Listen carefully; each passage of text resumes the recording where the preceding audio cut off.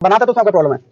देखिए, धर्म का मतलब है सबको साथ लेके समानता से देखना। हाँ जी। है ना, बहुजनों का हित हो, बहुजनों का सुख हो, उसे धर्म कहा जा सकता है। MLG न्यूज़ टीवी में आपका स्वागत है। बेसिकली आज गांव हाथरस का एक गांव है, जारो, उसमें आए हैं तो चीज़ों के बारे में जानने की कोशिश करेंगे। सरकार कैसी चल रही है, क्या उनके इशू हैं, क्या सोचते हैं उसके बारे में, 2024 में किसकी सरकार चाहते हैं।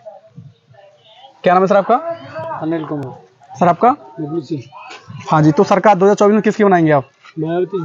जो लोकसभा चुनाव होने वाले हैं, अभी जो सरकार चल रही है इससे आप खुश नहीं है? नहीं, कुछ क्या इशू, आप क्या प्रॉब्लम आ रही है आपको?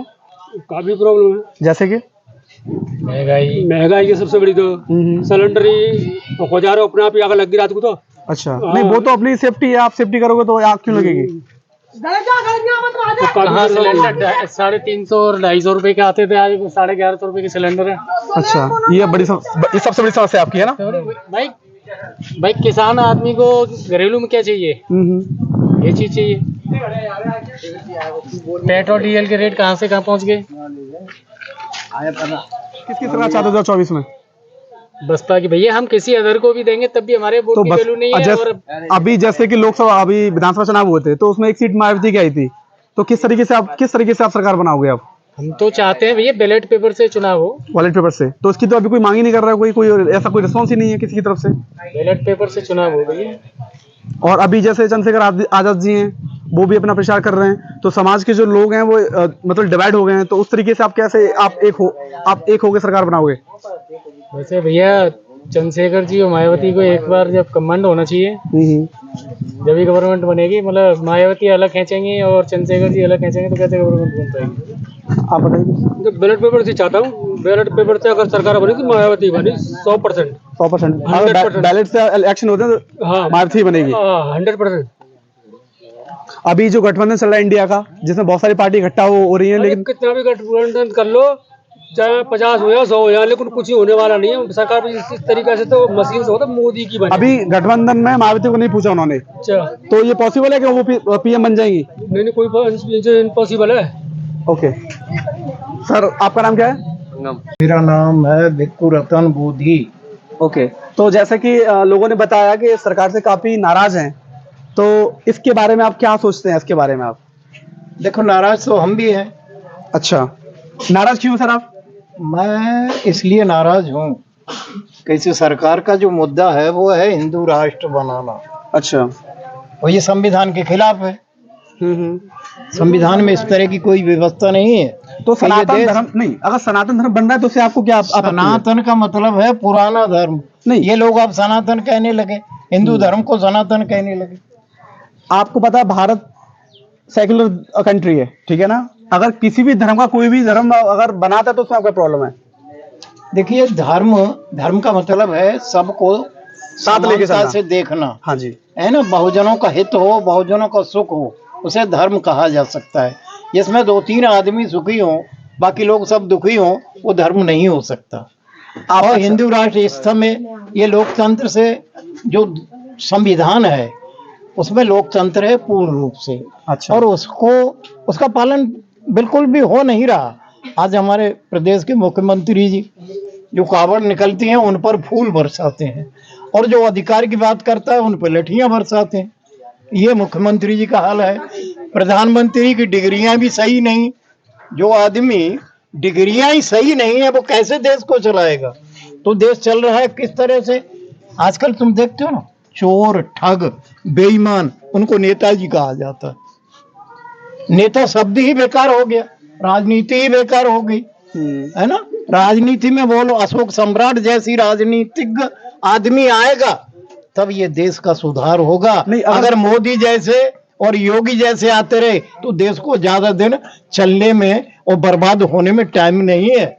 बहुत जल्दी बर्बाद हो। लेकिन 24 में मैं बता रहा हूँ इसका या तो बदलाव होगा, बदलाव नहीं हुआ तो इस देश में क्रांति हो जाएगी। बाबा जी मुझे एक चीज बताइए, बदलाव आपकी बात करें बदलाव की, तो बदलाव कैसे होगा? बदलाव तो पॉसिबल नहीं लग रहा। बदलाव ऐसे हो सकता है जैसे अब वोटिंग जो होती है उसका सही ईमानदारी से चुनाव हो। उसके जो मत पत्र से पहले जो उससे कागज से चलता था और इसमें गड़बड़ी बताते हैं लोग, है ना, तो उसको हटा दीजिए। चलो मैं आपकी बात को मैं मान रहा हूँ, ठीक है ना, लेकिन यूपी के अलावा और भी स्टेट हैं, वहां पर भी जैसे बीजेपी का शासन नहीं है, और जैसे आपका एमपी है, कांग्रेस है, और भी कंट्रीज हैं वहां पर, और भी स्टेट हैं जहां पर उनका राज नहीं है, तो वहां वहां के बारे में क्या बनना चाहोगे? वहां भी तो ईवीएम से इलेक्शन होता है। देखो, मैं यहाँ रह रहा हूँ, मैं यहीं की बातें और की मुझे वैसे सुनता रहता हूँ। थोड़ा बहुत परेशानियां तो सब जगह होती हैं। प्राकृतिक मार से भी बहुत लोग इस समय बरसात से भी परेशान है। कहीं बरसात चाहिए, कहीं ज्यादा हो गई। तो ये तो प्राकृतिक मामले हैं, और अन्य प्रदेशों की बात नहीं कर रहा मैं, तो सिर्फ ये उत्तर प्रदेश की जहाँ मैं हूँ वहाँ की बात कर रहा हूँ। तो उत्तर प्रदेश में बहुत ज्यादा इस समय कानून की कोई वो नहीं है। पुलिस पूर्ण रूप से अपना जो चाह रही है वो कर रही है। नहीं, अगर आपको लगता है कि अगर वॉलेट से अगर इलेक्शन होते हैं तो डेफिनेटली मायावती की सरकार बन सकती है? देखिए, हिंदू राष्ट्र बना के ये लोग चाहते हैं कि राम राज आ जाए, है ना? ऐसा ये सोच इनकी गलत है, क्योंकि आज जो जेल में साधु पड़े हैं ना, वो सब हिंदू हैं। हाँ जी। जितने भी साधु जेल में पड़े हैं वो हिंदू हैं, और यही साधु अगर हिंदू राष्ट्र होता है तो फिर ये जेल से सब बाहर आएंगे और फिर ये गुंडागर्दी करेंगे। तो ऐसे साधुओं से इस देश को बचाना चाहिए। अच्छा, अभी जो स्थिति है हमारे देश की आपको पता है, ठीक है ना? हिंदू राष्ट्र होने के बाद किस तरीके से आप भारत को देखते हैं आप? मनुस्मृति लागू हो जाएगी। उसमें तो सीधा है, तो लिखा है वरनाद हम तेल कुमारा सुबज किरात कोल कल मारा नार मुही गिरे संपत्ति नासी मूड मुड़ाए होए सन्यासी जो विप्रण पे पांव पुजावे वो परलोकन नाय समावे। ये रामचरितमानस की वो है। इसमें क्या है, ये वरनाद हम ये तेल कुमार जितने भी हैं, ठाकुर ब्राह्मण बनिया के बाद सब शूद्र हैं।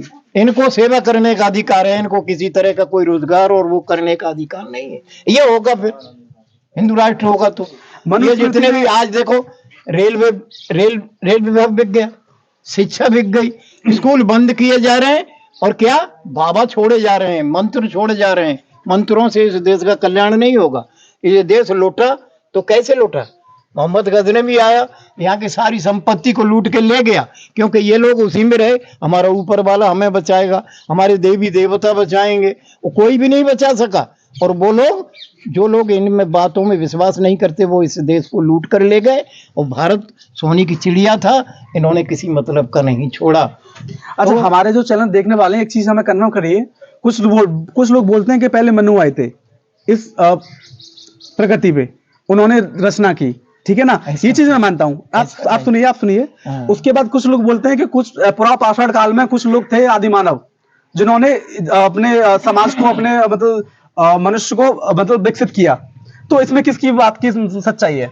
देखिए, जिस समय भगवान गौतम बुद्ध के बाद में 300 वर्ष बाद अशोक सम्राट आए, जो चंद्रगुप्त मौर्य के नाती। चंद्रगुप्त मौर्य जैन धर्म का वो करते थे। और उसके बाद में 10वां सम्राट अशोक सम्राट का बृहदर्थ बना। उसको पुष्पमित्र शुंग ने मारा, जो ब्राह्मण था। पतंजलि पुष्पमित्र शुंग को इस देश में लेकर आए। जो पतंजलि राजा बृहदर्थ के यहाँ रसोईया था, खाना बनाने वाला, जिसको आज बाबा रामदेव वो पतंजलि फार्मेसी जो चल रहा है, ये आदमी बौद्ध राजा के यहाँ रसोईया था। और उसने जब पुष्पमित्र शुंग ने आकर, यहाँ बहादुर था, वो सुंदर था, तो राजा विश्वास करता था। उसने कहा ये बहादुर है। पतंजलि ने उसकी सिफारिश की, उसको फौज में भर्ती और सेनापति बना दिया। और जब सेनापति बनाया तो यहाँ की फौज को मारता रहा वो, और चुपचाप अपने देश की सेना को भरता रहा।